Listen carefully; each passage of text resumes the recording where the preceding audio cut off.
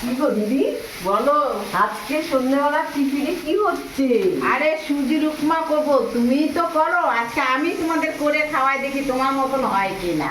তুমি তো বড়া এসব করো, আজকে আমি চিন্তা করি তুমি কিছু করছো না, আমি ঠিক আছে আমি আজকে কইরা ওদের খাওয়াই, দেখি দেখি ওর মতন তোমার মতন হয় কিনা। বাবা, তাই নাকি? হ্যাঁ। বাবা, অনেক কিছুই তো দিয়েছো। হ্যাঁ, আমি যে এত সুন্দর করে করি না গো। এখন জানি না। কারি পাতা, হ্যাঁ, কারি পাতা আছে, বাদাম। বাদাম আছে, আলু আছে, পেঁয়াজ আছে। বাবা তো সুজি তো কম দিদি। হ্যাঁ, আর সবাই খাবে না তো। বাবা, ভালোই তো হবে, টেস্ট মনে হচ্ছে আজকে। জানি না, আমার ভীষণ ভালো লাগে সুজির উপমা। আমি আমি তো তোমাকে বলি যে অমৃতা এটা করো, এটা করো। মা।